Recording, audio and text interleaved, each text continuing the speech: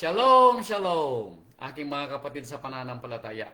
Ito naman po yung kapatid na si Roland, na muli ay binibigyan pong pagkakataon ng ating rabay na makapangaral ng kanyang salita.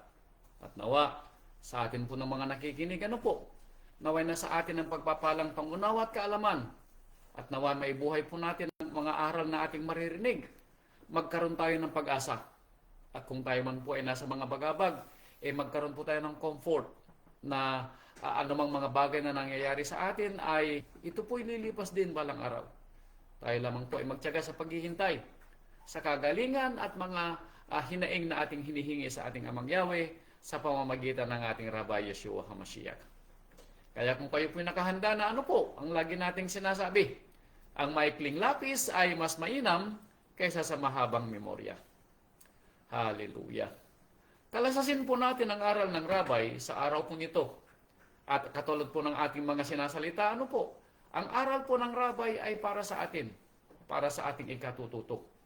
Bagamat tayo po ay may mga nararanasan mga bagabag sa buhay, may mga pagkakataon na ito ay hindi pinapaunawa ng Ama.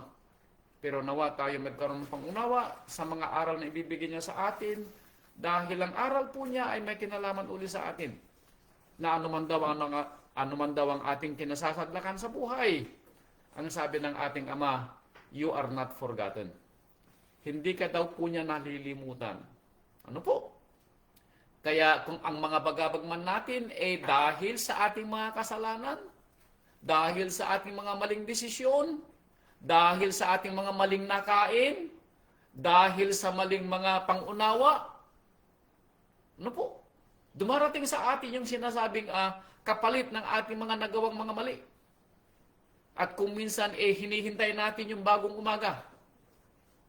At nawa, gaano man katagal yung bagong umaga po natin, sana mahintay natin. Dahil kung maalala natin ang kwento, dito sa aklat ng mga awit, chapter 30 verse 5, ito po yung kwento na gustong ipaunawa ng ating rabbi. Aklat ng mga awit, chapter 30 verse 5, ay ganito ang nasusulat. Awit 30 verse 5, sabi niya, sapagkat ang kanyang galit ay sandali lamang. Kung nararanasan daw natin yung mga bagabag sa buhay, ito ay parang parusa sa atin. Galit niya sa atin dahil sa dami ng mga ipinadala niya sa atin na mga aral, nakakalimutan natin. Yung mga aral na ibinasa sa atin. Yung mga aral na itinuro sa atin. Kaya kung minsan nararamdaman natin yung galit. Walang pinag-iba ito sa ating mga mahal sa buhay, lalo na sa ating mga anak. Ganito rin ang nararamdaman ng Ama sa atin. May mga pagkakataon na dumarating sa atin ang kanyang galit. Pero ang kanyang salita, sabi niya, ngunit ang kanyang paglingap ay habang buhay. Ngunit darating, sabi niya, ang araw na ikaw ay lilingapin niya muli. Dahil ang kanyang paglingap ay habang buhay, hindi matatapos. May pagkakataon nga lamang na tayo po ay hindi nakakapaghintay. Dahil sabi niya rito, pag-iyak ay magtatagal ng magdamag. It is true. Ang bagabag natin ay tumatagal ng magdamag. Pero yung magdamag natin sometimes hindi natin alam kung ito'y aabutin ng mga araw, ng mga linggo, o ng mga buwan. Pero sa kanyang panahon, ito po'y magdamag lamang. Now, ang tanong, gaano katagal yung magdamag po natin? Kaya talasasin natin ang kwento ng ating rabbi sa mga ibinigay niyang talata sa atin. Dahil hindi po tayo una sa ating mga nararanasan. May nauna po sa atin at nasulat. Upang sa ating pagkabasa ng kanilang mga kwento ng buhay, ayon sa sinasabi ng Roma chapter 15 verse 4, magkaroon tayo ng pag-asa. Now, puntahan natin at talasasin natin ang kwento ng ating rabbi na sinumulan niya sa aklat ng Isaias. Isaias chapter 1, ito ang salita. Isaias chapter 1. Para maunawaan natin ang kwento na ang ating Ama ay isang magulang. Ganon din tayo sa ating mga anak kung minsan, na kailangan natin silang sawatahin sa kanilang mga maling gawa. Ganito ang ginagawa din ng Ama sa atin. Pero ano man ang mangyari, tandaan po ninyo ang sabi ng ating Ama, you are not forgotten. Hindi ka malilimutan. Ano po? Ano man yung mangyari, sabi ng Ama, hindi kita malilimutan. Now, sabi niya rito sa aklat ng Isaias, ano po? Isaias chapter 1, verse 2. Ano po? Sabi niya, dinggin mo o langit at pakinggan mo o lupa. Sapagkat sinalita ni Amang Yahweh, ako'y nag-alaga at nagpalaki ng mga bata. Pero anong nangyari? Siya daw ay nagpalaki at nag-alaga ng mga bata. Meaning, ibinigay ang lahat na lang mga pangangailangan. Mula sa gatas na kanilang dinudo, hanggang sa pagkain na kanilang kinain sa mga hapagkainan. Pero nang sila'y lumaki, lumago, dumami, lumakas, at yumaman, anong nangyari? Sila'y nang himagsik laban sa akin. Wow! Sila nang himagsik laban sa akin. Kaya sabi pa niya sa verse 3, nakikilala ng baka ang kanyang amo at ng asno ang kanyang pasabsaban. Ngunit ang bayang Israel ay hindi nakakakilala. Ano po? Ikinumpara ang bayang Israel sa asno at saka sa baka. Mabuti pa nga daw yung baka, kilala niya ang kanyang amo. Mabuti pa nga daw yung asno, kilala niya ang kanyang pasabsaban. Meaning yung kanyang kinakainan. Pero ang bayang Israel, sabi niya hindi nakakakilala. Sila'y nakalimot. Sila'y nakalimot na ang mga pagpapalang kanilang tinatamasa ay galing kay Amang Yahweh. Now, ito ba'y nararanasan din natin o naranasan natin before? Probably yes. Sa panahon ng ating buhay, hindi ba natin ginaya ang bayang Israel? Hindi ba natin nalasap ang pag-aruga ng Ama? Hindi ba natin nalasap ang pagpapala ng Ama? Hindi ba natin naibuhay ang kanyang pag-iingat na ginawa niya sa atin? Yes. Pero after all those time, tayo po ba ay hindi nakalimot? May pagkakataon na kinalimutan natin yung nag-aruga sa atin, ano po?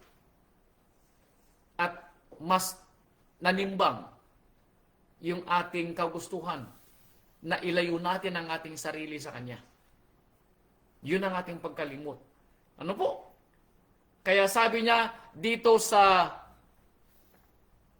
verse 4, bansang salarin, bayang napapasanan ng kasamaan, lahi ng mga manggagawa ng kalikuan, pinabayaan nila si Amang Yahweh, hinamak nila ang banal ng Israel, sila'y nagpakalayo na nagsiurong. Sila'y nagpakalayo, sabi niya. Kaya anong sabi ni Amang Yahweh? Verse 5, bakit kayo'y hahampasin pa? Na kayo'y manghimagsik ng higit at higit.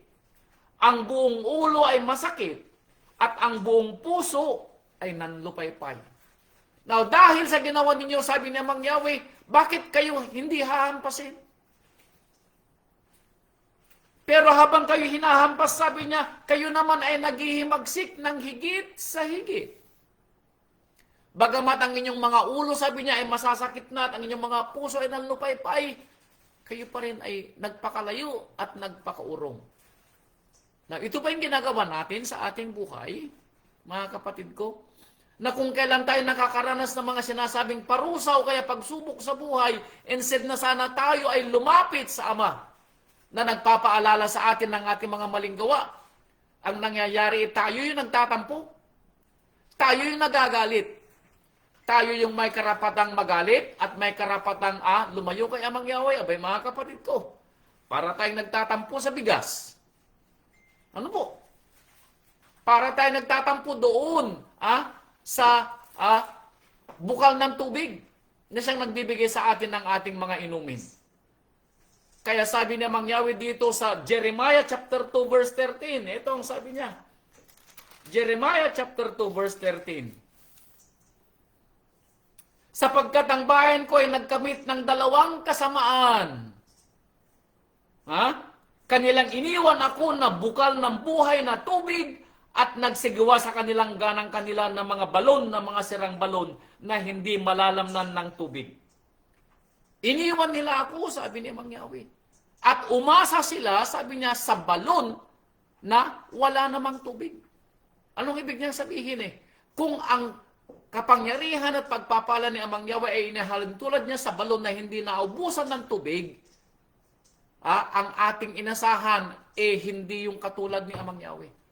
Inasahan natin yung mga gawa ng ating mga kamay. Inasahan natin yung ating mga hanap buhay. Inasahan natin yung ating mga kalakasan. Inasahan natin ang ating mga mahal sa buhay. Pero mga katulad nila, sabi ni Amang Yahweh, ay mga balon na nauubusan ng tubig. Na nangyayari ba ito sa atin? Yes. Kung dati-rati ipinagmamalaki natin yung ating mga hanap buhay, kung dati-rati ipinagmamalaki natin yung gawa ng ating mga kamay, kung dati-rati ipinagmamalaki natin ang ating mga naabot, nakalimutan natin ang kwento na ito'y hindi namamalagi. Dahil nakalimutan natin na ang lahat ng mga ito ay binigay ni Amang Yahweh. Kaya sabi niya dito sa chapter 5 verse 7, ito ang sabi niya. Chapter 5 verse 7, paanong mapapatawad kita? Paano daw tayo patatawarin ni Amang Yahweh samantalang sa lahat ng mga binanggit niya sa atin, kinalimutan natin yung nag-aruga sa atin. Yung nagbigay sa atin ng mga pagpapala. Paggising natin sa umaga, sino bang gumising sa atin? Pagunat ng ating mga kamay, ng ating mga mata, sino ang nagbigay ng kalakasan at mga paningin sa ating mga mata? Ano po? Sinong nag-alaga at nag-ingat sa ating mga anak habang sila nasa school? Sinong nag-ingat sa atin sa mga daan na ating dinaanan? Sinong nagbigay ng ating mga kalakasan na magawa natin ang gawa ng ating mga kamay? Sinong nagbigay sa atin ng pangunawa at masalita natin ang sa ating mga bibig? Ito ba'y galing sa ating sariling kakayahan o galing kay Amang Yahweh? Pero ito nakakalimutan natin, ano po? Inuubos natin ang ating sarili sa paghahanap buhay. At kung minsan nakakalimutan pa nating magpasalamat kay Amang Yahweh 24/7. Feeling natin tayo ang may hawak ng ating buhay. Feeling natin hindi natin kailangan si Amang Yahweh. Feeling natin pwede tayong mamuhay sa ating sarili dito sa mundong ibabaw. Probably yes.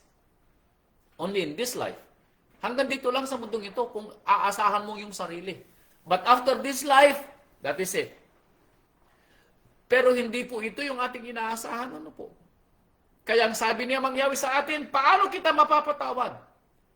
Pinabayaan ako ng iyong mga anak na nagsisumpa sa pamamagitan niyang mga hindi Elohim. Maliban na ako'y pinabayaan na, sabi niya Amang Yahweh, pinalitan niyo pa ako sa isang hindi Elohim. Umasa kayo sa hindi dapat asahan. Katulad nga ng sinabi niya kanina, umasa kayo sa mga balong na uubusan ng tubig. Yung mga pansamantalang dapat magbigay ng pagpapala.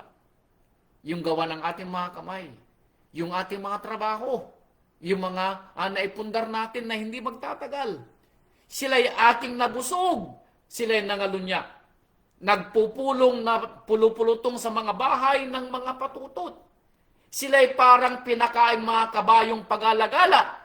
Bawat isa'y humahalinghing sa asawa ng kanyang kapwa. Meaning, kinalimutan mo yung pangako na si Amang Yahweh lamang ang iyong Elohim. Kinalimutan mo yung nag-aruga sa iyo. At ikaw, sabi niya, ay naghanap ng ibang mga maaasahan. Tama po ba? Yes. Ano po? Kaya dito pa sa chapter 9 verse 13 ng Jeremiah, chapter 9 verse 13, na ito pang sinabi niya. At sinabi niya Amang Yahweh, sapagkat kanilang pinabayaan ang aking kautusan na aking inilagay sa harap nila, at hindi nagsisunod sa aking tinig, o nilakaran man nila, kundi sila nagsisunod sa pagmamatigas ng kanilang sariling puso, na itinuro sa kanila ng kanilang mga magulang. Kaya't ganito ang sabi ni Amang Yahweh ng mga hukbo ng Ama ng bayang Israel. Aking pakakanin sila ang bayang ito ng aheno at bibigyan ko sila ng inuming mapait upang inumin. So makikita po natin na dahil pinabayaan natin si Amang Yahweh, ano po? Dahil iniwanan natin yung balon ng tubig ng buhay. Ano po? Tayo ngayon po, ayun sabi niya, sila ay kakain ng ahenho, meaning mapait na mga karanasan sa buhay. Bakit?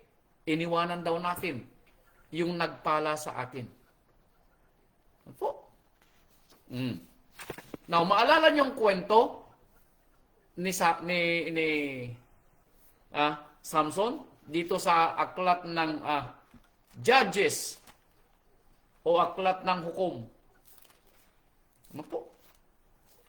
Now, sa mga nakaunawa na sa aklat ng mga hukom ng panahon ni Samson, kilala po natin si Samson, ano po? Siya po ay anak ni Manoah. Now, nang siya po ay lumakas, siya naging hukom ng bayang Israel. Siya yung kanilang tinawag na tagapagligtas mula sa mga Pilisteo. Pero dumating ang punto na si Samson po ay nagmalabis sa kanyang pagpapala. Now, alam po niyang kwento ni Delilah, ano po? Kung saan siya po ay sumama sa isang babaeng patutot. At dahil sa ginawa po niya, sa kapipilit ng kanyang asawang patutot na malaman kung hanggang saan, kung nasaan yung kalakasan ni Samson, sinabi po ni Samson na nasa kanyang buhok. At nang putulin po ni Delilah ang buhok ni Samson habang siya natutulog, nang gumising si Samson dahil papalapit ng mga kalaban. Ano pong nangyari? Ang feeling ni Samson nasa kanya pa ang pagpapala ng ama. Pero anong nangyari? Nung siya po ay nagsimulang magpumiglas, dahil ang pangunawa niya nasa kanya pa si Amang Yahweh. Ito ang sabi niya dito sa Hukom chapter 16. Hukom chapter 16 verse 20. So nang paparating ng mga kalaban, sinabi ni Delilah, Samson, narito na mga Pilisteo. At gumising si Samson sa kanyang pagkakatulog at sinabi, ako'y lalabas na gaya ng dati at ako'y magpupumiglas. Ngunit anong nangyari? Ngunit hindi niya talos na ang Elohim ay humiwalay na sa kanya. Now, mga kapatid ko, baka ganito rin yung nangyayari sa atin. Na nagpapatuloy tayo sa ating mga maling gawa dahil ang feeling natin hindi tayo pinapabayaan ni Amang Yahweh. Feeling natin nasa atin pa si Amang Yahweh. Parang katulad natin si Samson. Ipinagwalang bahala natin yung pagpapala ng Ama. Ginawa natin yung hindi natin dapat gawin. At nang dumating ang punto na tayo po ay makaramdam ng mga pagsubok, na mga tinatawag na mga bagabag. Feeling natin na sa atin pa si Amang Yahweh. Pero ang punto po, wala na pala sa atin. Dito po natin mararamdaman, kapatid ko, yung sinasabi nating pagsisisi sa bandang huli. Now, maalala kaya natin na magsisi kapag nasa atin na yung magabag? Ano pong nangyari kay Samson? Nang mahuli po si Samson, anong nangyari sa kanya? Siya po'y binulag at dinala sa pangawan. Yung pangawan na kanyang paghihirap, kahalintulad din ito ng mga nararanasan natin, mga bagabag sa buhay. Bakit? Dahil sa gawa ng ating mga kamay. Dahil sa ating mga maling desisyon. Kaya sabi dito sa Jeremiah chapter 15 verse 6. Jeremiah 15 verse 6.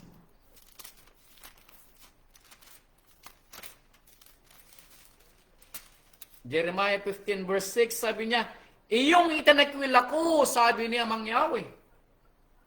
Ikaw ay umurong.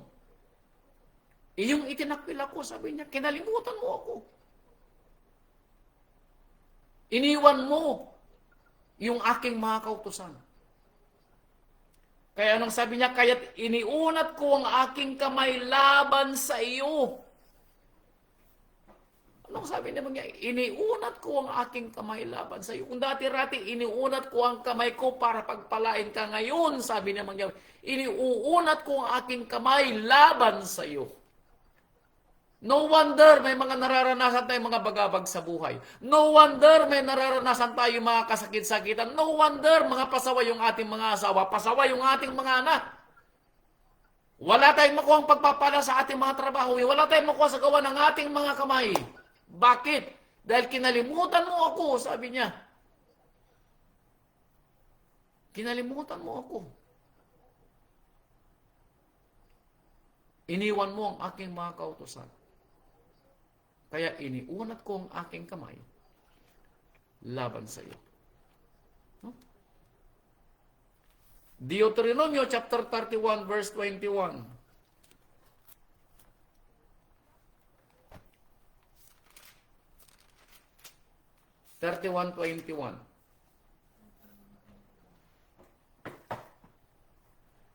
At mangyayari na pagka ang maraming kasamaan at kabagabagan ay dumating sa kanila, ay magpapatutuo ang awit na ito sa harap nila na pinakasaksi. Bakit? Sapagkat hindi malilimutan ng mga bibig ng kanilang binhi, sapagkat kalastas ko ang kanilang iniisip na kanilang inaakala ngayon pa, bago ko sila ipasok sa lupain na isinumpa ko sa kanila now. Maalala niyo ang kwento ni Moses?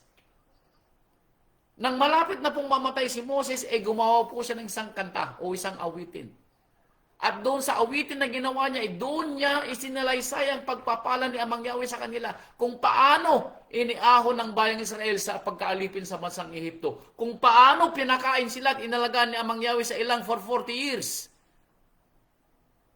Doon inilagay ni Moses kung paano ang kanilang mga damit at ang kanilang mga tsinelas o mga sapin sa paa hindi lumuma even after na sila po'y naglakad palibot-libot for 40 years. Bakit? Anong sabi ni Moses? Ito'y magiging saksi laban sa inyo. Sabi niya, dahil darating ang panahon, sabi ni Moses, na makakalimutan ninyo mga kautusan ni Amang Yahweh. Nakakalimutan ninyo ang kanyang mga pagpapala. Kaya ito'y magiging saksi sa inyo, sabi niya. Now, anong pagkakatulad nito sa ating panahon? Ang aral ng rabay na ibinibigay niya tuwing araw ng Sabat ay magiging saksi din sa atin na hindi nagkulang ang ating ama at ang ating rabay sa pagbibigay sa atin ng paalala na dapat nating balikan ang kanyang mga salita. Na dapat nating ibuhay ang kanyang mga kautusan. Para pag dumating ang araw ng paghuhukom, wala tayong excuse. Hindi natin pwedeng sabihin, hindi ko narinig ang kwento.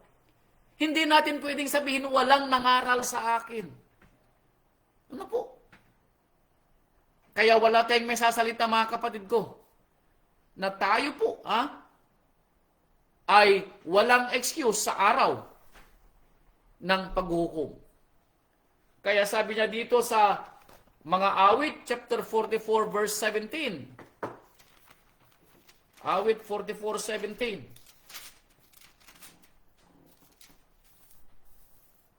Sabi niya dito, lahat ng ito'y dumating sa amin. Lahat ng kasamaan ay dumating sa amin, sabi niya. Dumating lahat ito sa amin. Wala kaming sinisisig iba maliban sa aming mga sarili. Ano po? Wala kaming sinisisig iba, sabi ng sumulat ng awit. Ito'y dumating lahat sa amin dahil sa aming mga gawa.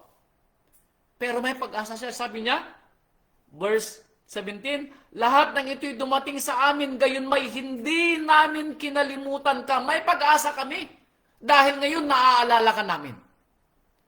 Gumawa man kami ng may karayaan sa iyong tipan, ng aming puso ay hindi tumatalikod, meaning nakalimutan ka man namin, sabi niya, pero ngayon bumabalik kami. Ano po?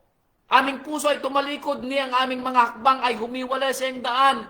Kami ay lubhang nilansag sa dako ng mga asong gubat at tinakpan mo kami ng lilim ng kamatayan.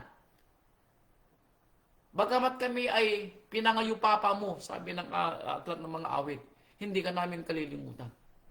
Now, ganito ba dapat ang dapat nating na maging ugali natin? Yes.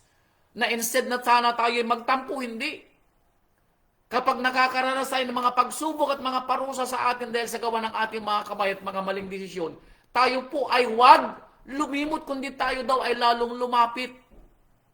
Bakit? Dahil alam natin na may pag-asa sa hindi natin pagtalikod. Ito yung sinasabi ng rabbi na hindi ka malilimot kung ang mga naranasan mo sa buhay ay magpapaalala sa iyo na may Elohim. Hindi ka malilimot kung ang mga nararanasan mong mga bagabag, mga sakit-sakitan, mga problema, mga suliranin, ay magpapalapit sa iyo sa Ama. Parang yung binasa kanina ni kapatid na Ferdinand. Ano po? Yung binasa kanina ni Amy Joy. Yung binasa kanina ng aking asawa. Kung maalala po niyo kanilang mga binasa, ito'y patungkol doon sa hindi pagkalimot ng Ama sa kanila. Kaya ang sabi niya dito sa Isaiah 49 verse 15, ito ang sabi sa Isaiah 49 verse 15, ito yung isang sinalita ng aking asawa kanina. Isaiah 49:15, ito ang sabi, may pag-asa kami na hindi kami malilimot. Bakit? Dahil bagamat kami ay nangalinsagang mga buto, sabi ng aklat ng awit. Bagamat kami ay gumawa ng pagsalangsang, hindi kami tumalikod. Meaning, tinanggap namin ang mga parusang dumating sa amin. Tinanggap namin ang mga bagabag na dumating sa amin. Ano po? Tinanggap namin yung mga bagabag na dumating sa amin. Kasi may pag-asa kami na hindi kami malilimutan. Kaya ang sabi dito sa Isaiah 49 verse 15, ito ang sabi ng Ama. Isaiah 49:15. Binasa kanina ng asawa ko ito. Ano po? 49:15 sabi niya, malilimutan ba ng babae ang kanyang batang pasususuhin? Now, sinong ina daw ang makakalimot sa kanyang ipinanganak na supling? Sino daw makakalimot sa ina? Wala, sasabihin niyo ano.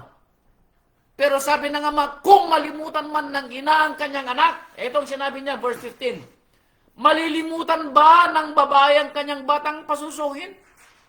Na siya'y hindi mahahabag sa anak ng kanyang bahay bata? Ito ba'y makakalimutan niya? Yun ang katanungan. Ano po? Sabi ng Ama, oo, malilimutan ng ina ang kanyang anak. Malilimutan ng anak, malilimutan ng ina ang kanyang anak. Yes, dumarating ito sa tao. Pero ito ba'y mangyayari kay Amang Yahweh? Hindi po, sabi niya, malilimot ng ina ang kanyang anak. Sabi niya, ngunit, anong sabi niya? Hindi kita kalilimutan. I will not forgotten you. Ano po? Hindi kita malilimutan. I will not forget you, sabi ng Ama. Regardless, hindi kita malilimutan.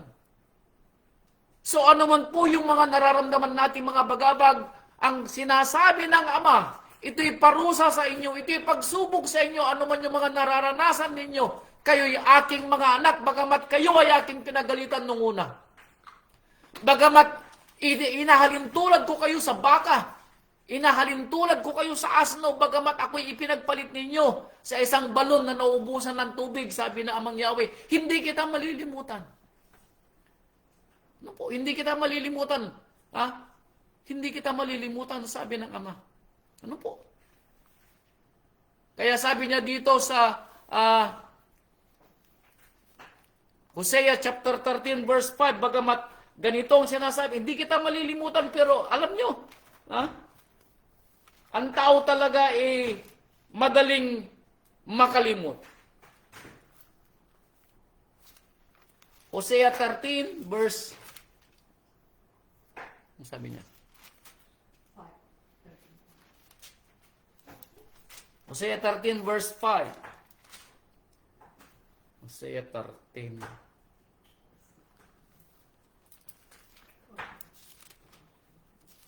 Verse 5, sabi niya, Nakilala kita sa ilang sa lupain ng malaking katuyuan. Ayon sa pastulan sa kanila, sabi niya, gayon sila nangabusog.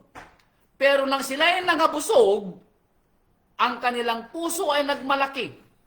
Kaya't kinalimutan nila ako. Ouch! Nung sabi niya, nakilala kita sa ilang. Ikaw ay katulad ng isang, kinuha ko mula sa ilang na isang tuyo. Pero nang ikaw ay aking pinakain, sabi niya, ikaw ay nabusog. Anong sabi na mangyari? Bagamat ganitong ginagawa mo, hindi kita malilimutan. Kaya nang makita ka ng ama na nasa ilang, walang-wala ka, humiling ka ng trabaho, binigyan ka ng ama. Ano po? Ang mga anak mo, hindi mapanuto, humiling ka sa ama, pinanuto ng anak mo.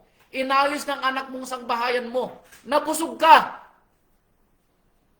Tinamasa mo ang kanyang pagpapala. Anong nangyari? Pero nang ikaw ay mabusog, ang puso mo ay nagmalaki, anong nangyari? Kinalimutan mo si Amang Yahweh. Wala ka ng panahon para sumamba. Wala kang panahon para makinig ng aral. Bakit? Busy ka na sa trabaho. 24/7 naghahanap buhay ka. No? Dahil mas iniisip mo yung pangangailangan mo, nakalimutan mo yung mga aral na sinasabi ni Amang Yahweh sa iyo, kung uunahin mo siya, ang lahat ng mga bagay na iniisip mo na idadagdag sa iyo ay mangyayari. Mateo chapter 6 verse 33. Ano po? Nakalimutan mo, sabi ni Amang Yahweh. Sabi niya dito sa Salmo chapter 9 verse 18.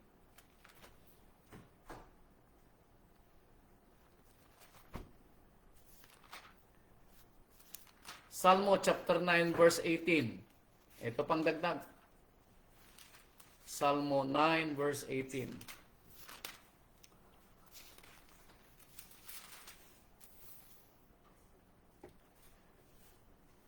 Sapagkat ang mapagkailangan ay hindi laging malilimutan. Hallelujah. Ang nangangailangan daw po ay hindi laging malilimutan. Bagamat tayo ay nangangailangan ngayon, pero ang sinasabi ng Ama, hindi ka malilimutan. May pagkakataon na mangangailangan ka. Hinihiling mo sa Ama, pero sabi ng Ama, hindi kita laging malilimutan. Ni ang pag-asa ng dukha ay mapapawi magpakailan na hindi habang buhay. Ano po? Hindi habang buhay. Ano po? Hindi habang buhay, ano po? Ang pagkalimot ng Ama sa mga dukha. Hindi mapapawi kailanman ang kanilang pag-asa. Ano po?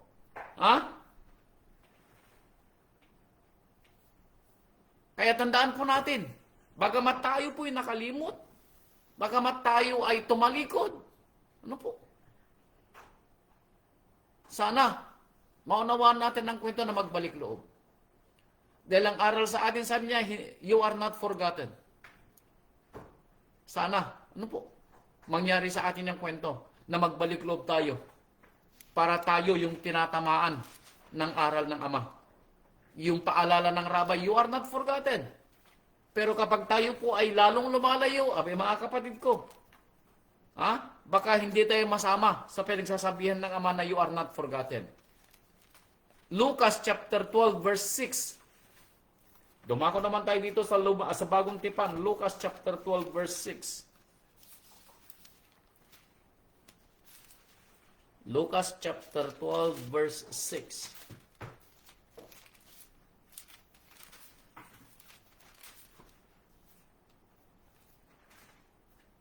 Lucas 12:6, sabi niya, hindi baga ipinagbibili ang 5 maya sa 2 sentimo? Now, anong sinasabi dito ng Rabbi? Ang sinasabi ng Rabbi kung gaano kahalaga ikaw, kapatid. Sabi niya, kung ang mga maya na isa sa mga pinakamaliliit na ibon, sabi niya, ay binibili ng ilan? 2 sentimo sa 2 maya, sabi niya, at isa man sa kanila ay hindi nalilimutan sa paningin ng Ama. Kung yung mga maya, ano po, na maliliit sa tingin, na binibili lamang ng 2 sentimo, 5 piraso o 5 maya, ni hindi sila pinababayaan ng Ama. Ikaw pa kaya, kapatid, na marunong magsalita ng hallelujah? Hallelujah.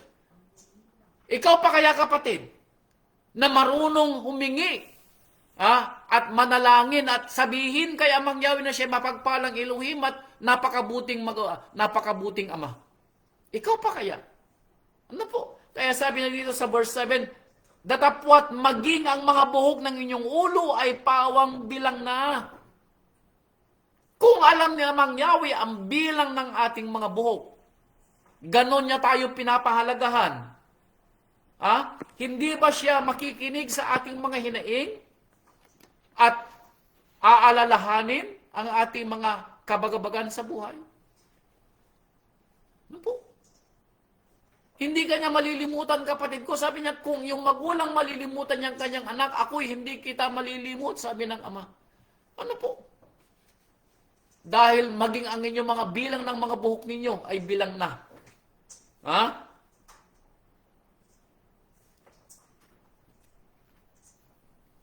Kaya sabi niya dito sa Daniel, Daniel, puntahan natin si Daniel. Para maalala natin ang kwento na nung si Daniel naman ay may mga bagabag, itong sinabi dito sa aklat ni Daniel.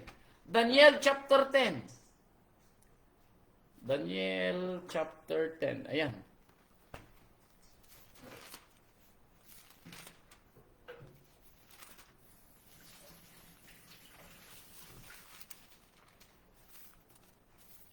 Daniel chapter 10 verse 12. Ito. Nang si Daniel ay humihingi, at may hinaing kay Amang Yahweh, ito ang sagot ng ipinadala ng Ama. Baka tayo rin ay may mga hinihingi din, ano? Baka maging katulad din tayo ni Daniel. Naghihintay din si Daniel ng kasagutan doon sa kanyang hinihingi. Ito ang sabi dito sa verse 12 ng chapter 10. Nang magkagayo, sinabi niya sa akin, meaning sinabi sa akin, nung ipinadala ng Ama kay Daniel. Ito ang sabi niya, huwag kang matakot, Daniel. Bakit?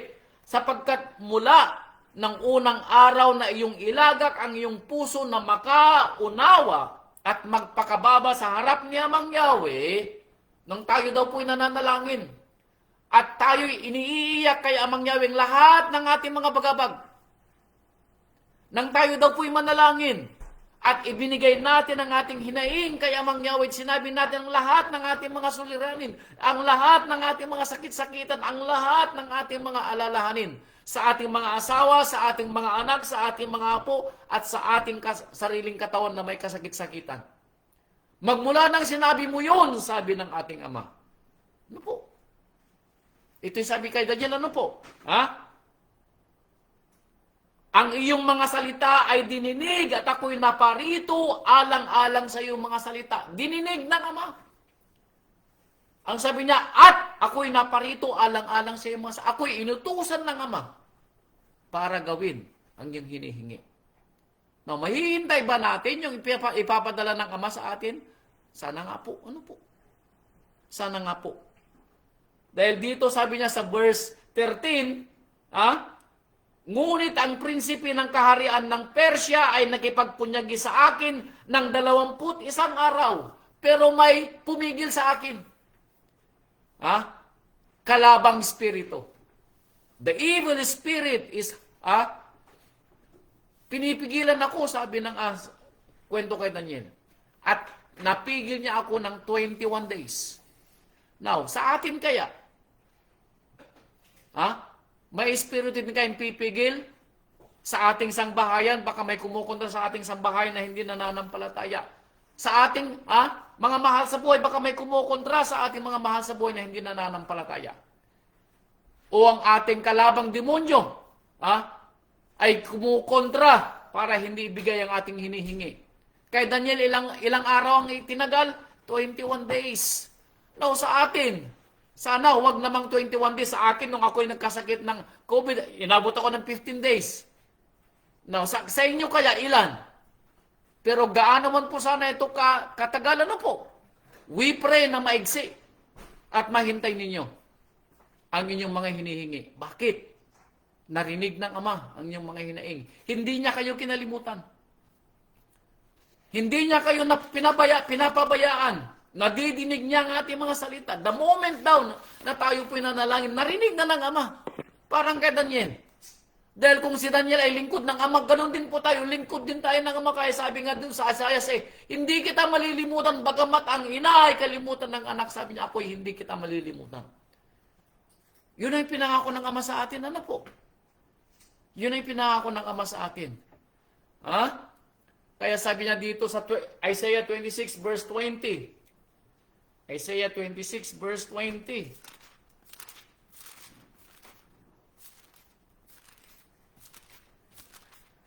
Isaiah 26 verse 20. Ito ang sabi. Ikaw ay parito, bayan ko. Pumasok ka sa iyong mga silid at isara mo ang iyong mga pintuan sa palibot mo. Magkubli kang sandali hanggang sa galit ay makalampas. Magkubli kang sandali. Tumahimik ka. Ha? Magkaroon ka ng kapayapaan, kapatid ko. Isipin mo, ha? Na darating ang tinig, darating ang tulong ng Ama. Kaya huwag kang mabahala. Meaning huwag kang umimik. Kundi ikaw ay umasa dahil darating ang tulong.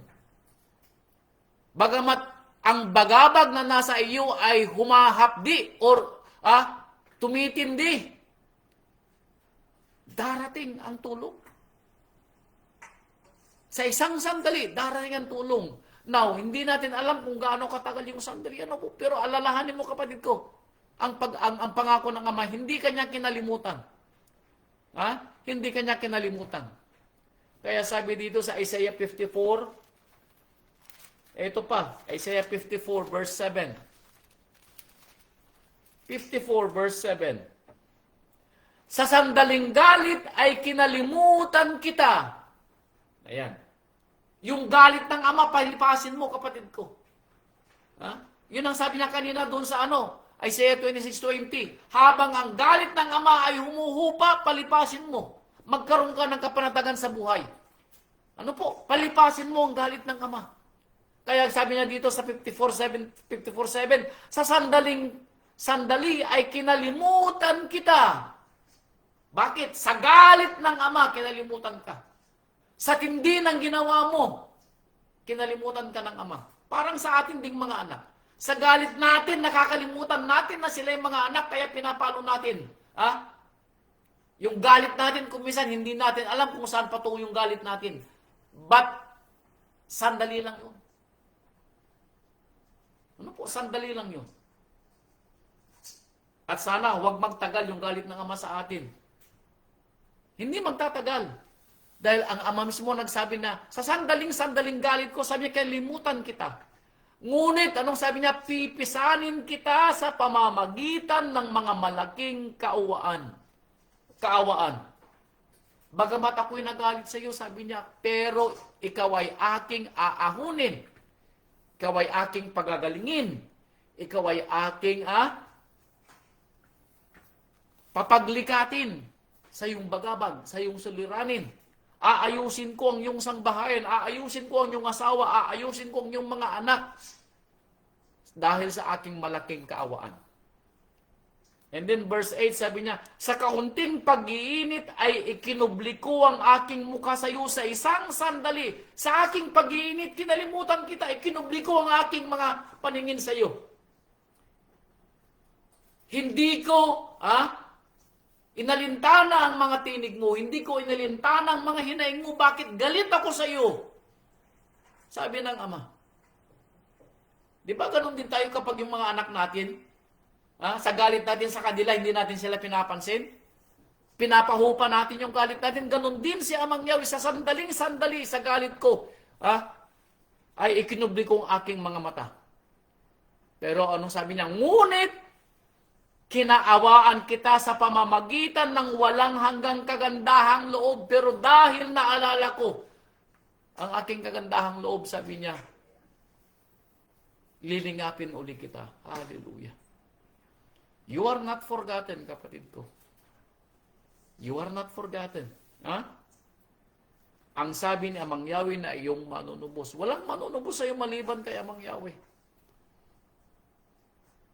Walang magpapagaling sa iyo maliban kay Amang Yahweh. Walang aahon sa iyo maliban kay Amang Yahweh. Walang sisinop sa sangbahayan mo maliban kay Amang Yahweh. Hindi mo ito magagawa, kapatid ko. Ibigay mo kay Amang Yahweh, na bahala si Amang Yahweh na magpanuto sa iyong asawa, sa iyong mga anak, sa iyong mga apo. Idulog mo kay Amang Yahweh, kapatid ko. Bagamat, kung gaano man kahaba, katagal yung galit ni Amang Yahweh sa bahayan mo, tiisin mo, kapatid. Indayin mo, kapatid. Magtiis ka. Dahil siguro sa dami ng mga pagkukulang na ginawa mo, ginawa ng mga anak mo, ginawa ng iyong mga mahal sa buhay. Pero hintayin mo ang kaawaan ni Amang Yahweh. Darating at darating. Dahil siyang nangako, hindi kita malilimutan. Ano po? Hindi kita malilimutan. Yun ang sabi ng Ama. Pangalawang Korinto, chapter 4, verse 17. Pangalawang Korinto, chapter 4, verse 17. Ito pa ang dagdag.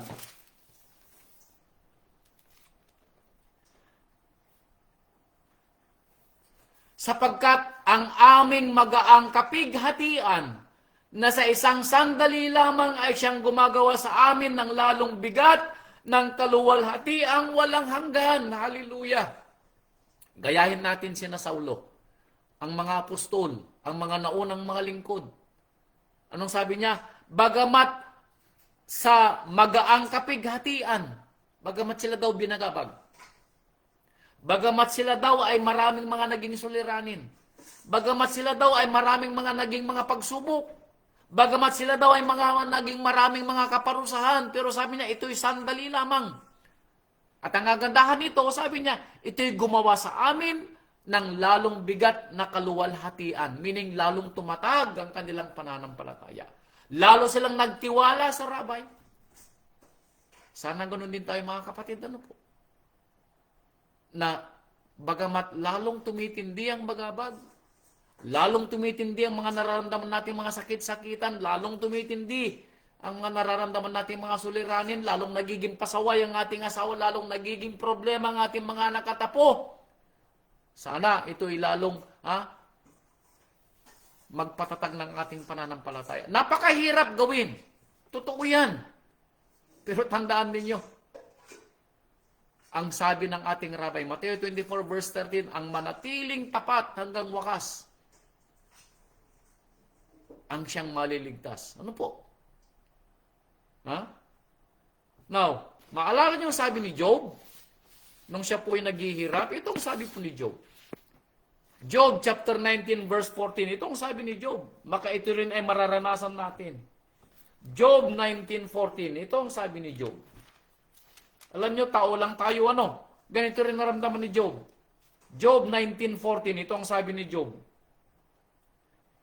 Ang aking mga kamag-anak ay nagsilayo sa akin at nilimot ako ng aking mga kasama-samang kaibigan. Silang nagsisitahin sa aking bahay at ang aking mga lingkod na babae ay ibinibilang akong manunuluyan. Ako'y naging kaiba sa kanilang mga paningin. Verse 17, ang aking hininga ay iba sa aking asawa at ang aking pamanhig sa mga anak ng tunay kong ina.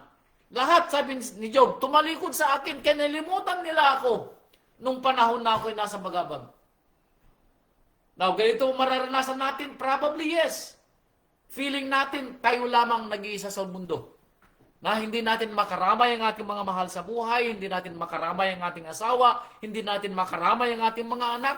Feeling natin nag-iisa lang tayo. Ganon din ang pakiramdam ni Job. Pero nung sabi ni Job, bagamat mamatay ako, sabi niya, makikita ko ang aking Elohim. Yun ang pag-asa ni Job. Ibig sabihin kung mamatay man o mabuhay pa si Job, hindi na niya alintana. Ano po? Hindi na rin niya iniisip ang kanyang asawa, hindi rin niya iniisip ang kanyang mga anak. Bakit? Ang iniisip niya ang kanyang Elohim. Ang iniisip niya ang kanyang Elohim. Bakit? Alam ni Job, Mananagot ang kanyang asawa sa ating Elohim. Mananagot ang kanyang mga anak sa ating Elohim. Mananagot ang kanyang mga mahal sa buhay sa ating Elohim. Kaya inaalala ni Job yung kanyang sarili na mananagot sa Ama balang araw. Yun ang iniisip ni Job. Ano po? Bakit? Hindi maililigtas ni Job ang kanyang mga mahal sa buhay. Hindi maililigtas ni Job ang kanyang asawa. Ang sinasabi ni Job, wala nang natira sa akin nung ako'y pinarusahan mo. Yun ang sinasabi ni Job. Pero bagamat ako'y mamatay, makikita ko muli ang aking Elohim. Yun ang sabi ni Job. Now, at the end of the day, kinalimutan ba ni Amang Yahweh si Job? Hindi po. Hindi po. Nabuhay pa si Job ng 140 years after na pinagaling siya ni Amang Yahweh. 140 years pa po na nabuhay si Job. See? Dito po natin makikita mga kapatid ko na hindi nakakalimot si Amang Yahweh. Medyo magtatagal probably ang ating hinihingi. Depende kung gaano yung katagal na ating pagbibilang. Pero hindi po makakalimot. Hindi nakalimot si Amang Yahweh kay Job. And we pray, ganun din siya sa atin. Ano po? We pray na ganun din siya sa atin. Ito pang sabi, Salmo chapter 6. Salmo chapter 6. Baka ito rin yung nararamdaman natin sa oras ng ating mga bagabag. Salmo chapter 6 verse 6. Ako'y pagal ng aking pagdaing. Napapagod na ako sa aking pagdaing, sabi ng ating awit, aklat ng awit. Gabi-gabi ay aking pinalalangoy ang aking higaan. Saan? Sa luha. Aking dinidilig ang aking hiligan ng aking mga luha. Ang aking mga mata ay nangamumugto dahil sa kapanglawan. Tumatanda ako dahil sa aking lahat na kaaway. Magsilayo kayo sa akin, kayong lahat na manggagawa ng kasamaan. Bakit? Sapagkat narinig ni Amang Yahweh ang tinig ng aking pagtangis. Anong sabi ng awit? Bagamat ako'y umiiyak gabi-gabi. Bagamat dinidilig ko ng luha ang aking unan. Pero alam ko, dinidinig ni Amang Yahweh ang aking tinig. Kung kailan darating ang tulong, ako'y maghihintay. Yun ang sinasabi ng mga awit. Ganon din po sana tayo mga kapatid. You are not forgotten. Tandaan po ninyo, you are not forgotten. Kaya sabi dito sa pangalawang Korinto, chapter 7, verse 9. Pangalawang Korinto, chapter 7, verse 9.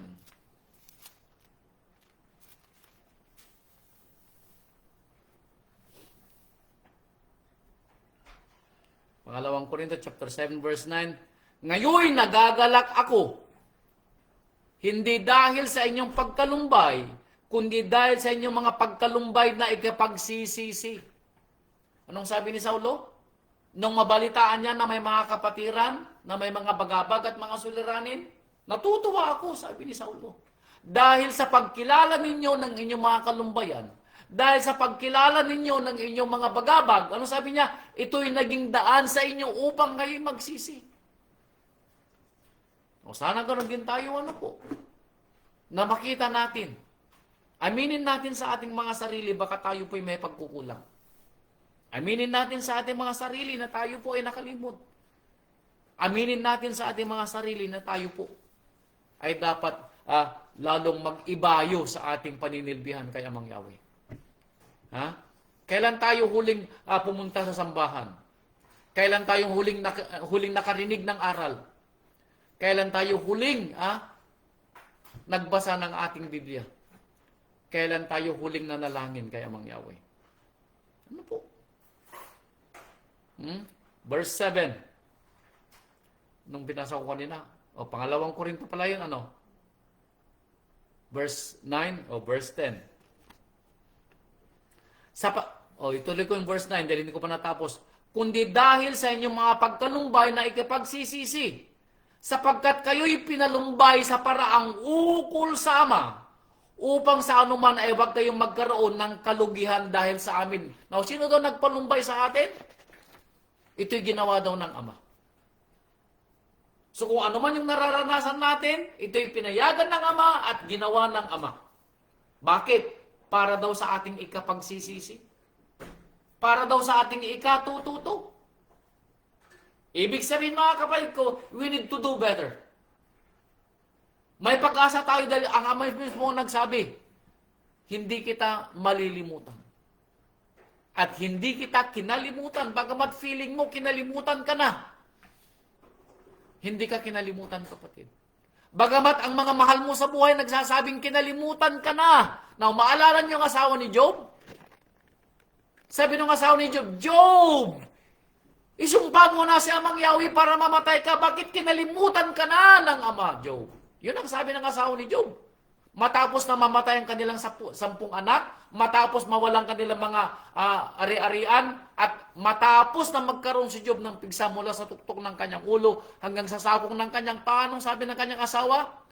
Job chapter 2 verse 9, Job, sabihin mo, isumpa mo na si Amang Yahweh para mamatay ka. Bakit kinalimutan ka na, Job? Ito rin bang sinasabi ng inyong mga asawa? Ito rin bang sinasabi ng inyong mga anak? Ito rin bang sinasabi ng inyong mga mahal sa buhay na kinalimutan ka na? Hindi nakakarinig si Amang Yahweh, yung bang sasabihin sa iyo? Abay, kapatid ko. Ang sabi ni Saulo, ito'y ginawa ng Ama. Pinalumbay kayo ng Ama. Para maunawaan daw natin ang kwento. Baka may pagkukulang tayo, o baka kailangan niyang patunayan kung tapat ang ating pananampalataya. Verse 10, sapagkat ang kalumbayang mula sa Ama ay gumagawa ng pagsisisi sa ikaliligtas. Now, anong ibig niyang sabihin, kapatid ko? Kapag kinuha mo daw na positibo ang bagabag na nararanasan mo, ang suliranin na nararanasan mo, ang anumang mga balakid sa pananampalataya sa buhay mo, pag ito'y ginawa mong positibo, para patunayan sa sarili mo na totoo kang nananampalataya, para patunayan sa mga mahal mo sa buhay na ikaw ay totoong nananampalataya, ito daw sabi niya ay gumagawa ng pagsisisi sa ikaliligtas. Pero kung ito naman ay magiging dahilan para lumayo ka kay Amang Yahweh, bay kapatid ko, sayang ang pananampalataya. Now, maalala ninyo nang subukin ni Amang Yahweh si Abraham na ibigay si Isaac bilang kanyang lingkod, bilang kanyang handog, anong sabi ng ating Ama? Ngayong alam ko na. Now I know, sabi ng Ama kay Abraham, na hindi mo ipagkakait ng iyong anak. So kapag ito'y napagtagumpayan natin, mga kapatid ko, itong mga nararanasan natin, sasabihin din ng anak, sasabihin din ng Ama, now I know. O kaya balikan natin ang kwento ni Job. Nang mag-usap-usap yung mga lingkod ng Ama, at ano doon si Satanas, anong sabi niya mangyari kay Satanas? Satanas, saan ka nang galing? Job chapter 1 and Job chapter 2. Saan ka nang galing? Sabi niya, ako'y nagparot parito dito sa lupa. Now, nakita mo ba ang aking lingkod na si Job? Wala siyang katulad sa lupa, sa tapat ng pananampalataya. Now, nakita mo ba ang aking lingkod na si Imbet? Nakita mo ba ang aking lingkod na si Teresa? Nakita mo ba ang aking lingkod na si Brando? Now, what if ganun ang sabihin ng Ama sa atin? Hindi po natin alam, mga kapatid ko. Kaya sabi ni Saulo, ang kalumbayang mula sa Ama ay gumagawa ng pagsisisi sa ikaliligtas na hindi ikalulungkot. Lulungkot tayo, yes. Pero sana, panandalian yung lungkot at mas manaig yung ating pananampalataya. Datapot ang kalumbayang ayon sa sanlibutan ay ikamamatay. Pero pag ang kalumbayan mo ay dahil sa sanlibutan, abay kapatid ko, ikamamatay mo. Ibig sabihin, ang suliranin mo dito sa lupa. Ang puso mo dito lang sa lupa. Hindi ka nakakatulog dahil yung mga problema mo dito sa lupa. Hindi ka nakakatulog dahil ang mga suliranin mo ay narito sa lupa. Hindi ka makontento sa iyong mga buhay. Namumroblema ka doon. Gusto mong magsuot ng mga mamahaling damit pero hindi mo kaya. Namumroblema ka doon. Gusto mong pumunta sa mga lugar na gusto mong pasyalan pero hindi ka makapunta. Namumroblema ka doon. Gusto mong makabili ng mga anik-anik sa buhay pero wala kang magawa. Namumroblema ka doon. Yun ang pinoproblema mo. Abay kapatid ko, nung sabi ni Saulo, ito'y para sa kamatayan mo. Bakit? Ito lahat ay mawawala balang araw. Kung pinoproblema natin ang mga narito sa lupa, na balang araw ay susunugin sa apoy, abay kapatid ko, nung sabi ni Saulo, ito'y para sa ikamamatay mo. Kung ang ikinalulumbay mo ay para ipaglaban ng iyong pananampalataya, ito'y para sa buhay mo. Pero pag ang ikinalulumbay mo ay para sa buhay na ito, in this life, para daw sa ikamamatay mo. Which is true. Stress, hindi pagkatulog, abay kapatid ko, bibigay ang katawan mong pisikal, at the end of the day, mamamatay kang dilat ng mata. Ano po? Huwag naman sana. Salmo chapter 59 verse 16.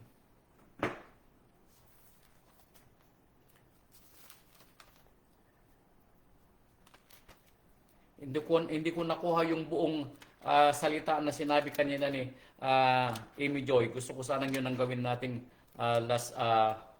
huling talata natin dahil maganda yung mga sinabi niya kanina. Ang alam ko, nasa chapter, nasa aklat ng Roma yata yun ay.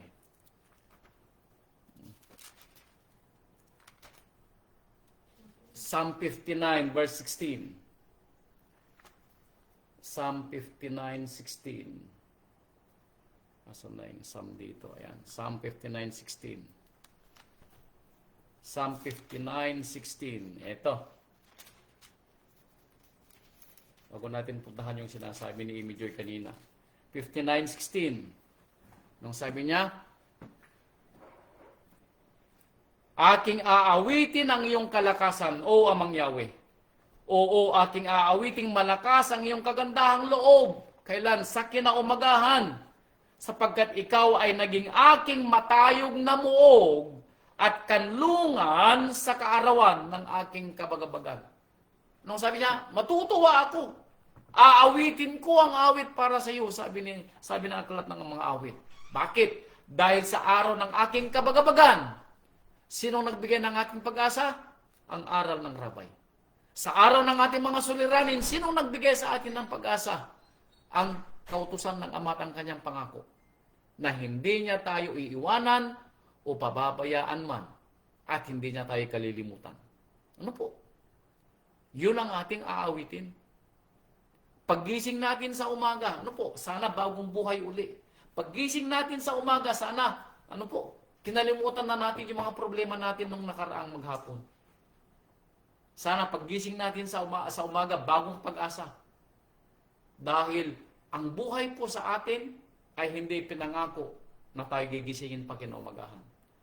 Kaya sana ang buhay natin pagdating sa gabi, ipanalangin natin na tayo ay magkaroon ng kapayapaan sa ating pagtulog. At paggising sa umaga, panibagong buhay kung gigisingin pa tayo ng Ama. Sana ganun yung ating mga maging kapusuan, Sana ganoon yung ating mga maging kaisipan. Ano po? Kaya sabi dito sa Hosea chapter 6 verse 3. Kita mo na darling yung sinabi ni Amy Joy kanina na Roma. Hosea chapter 6 verse 3. Maganda yung sinabi niya eh. Gusto kong ilagay natin sa last dahil ito'y tugma sa ating aral. Hosea chapter 6 verse 3.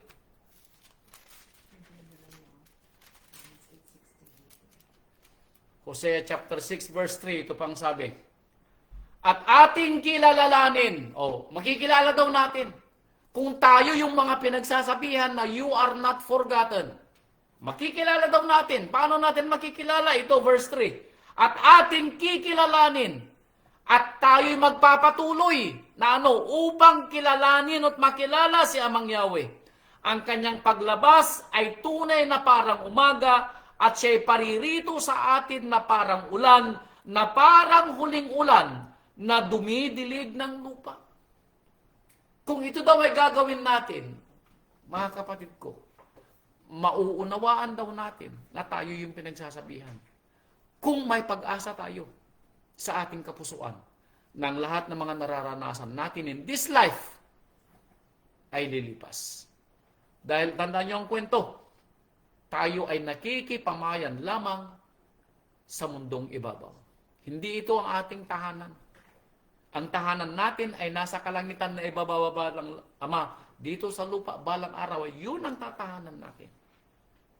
Kaya kapag tayo daw po ay hindi tumalikod sa mga bagabag at lumbay na nararanasan natin, kundi ito ay nagiging dahilan para tayo'y magsisi sa ating mga nagawang mga mali. Pag-igihan natin ang ating paninilbihan sa Ama, then makikilala natin na tayo ngayong tunay na piniling lingkod ng Ama na sinasabi niyang hindi niya kalilimutan. Kaya huling talata po natin mga kapatid dito sa aklat ng mga taga-Roma. Hihiramin natin yung sinabi ng ating anak na si Amy Joy. Roma chapter,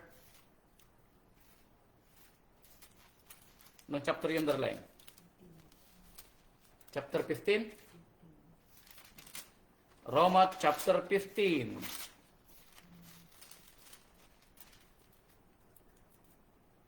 Verse Roma 8. Roma 8:16. Ayan.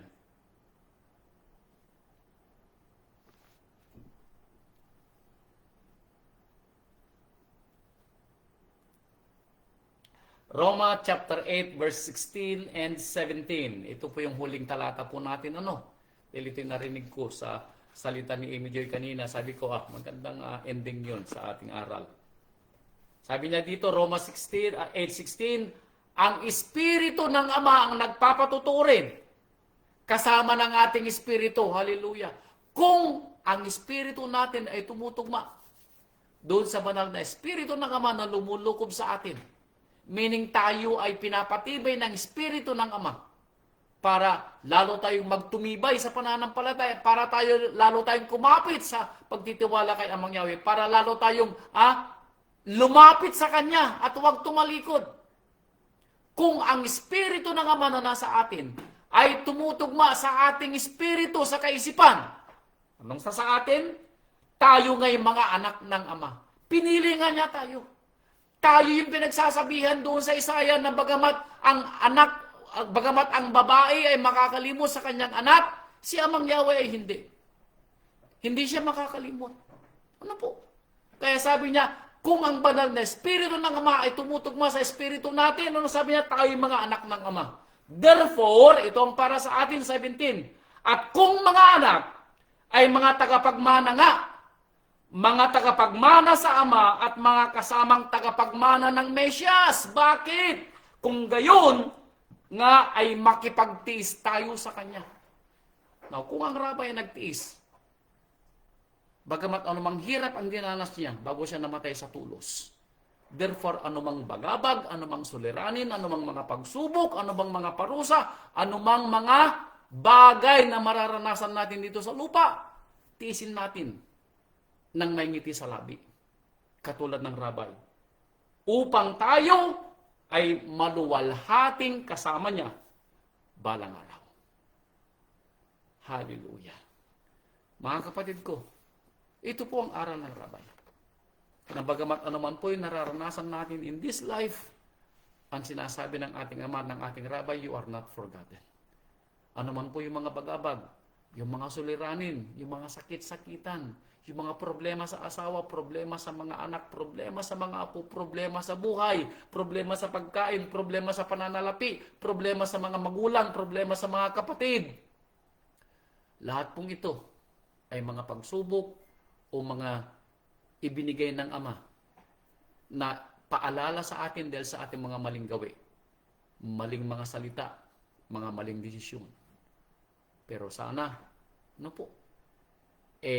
ang Espiritu po natin ay makisang-ayon sa banal na Espiritu ng Ama ng anumang kalumbayan ayon sa sinasabi ni Saulo. Ito po sana ay para sa ating ikapagsisisi, para sa ikaliligtas ng ating mga kaluluwa.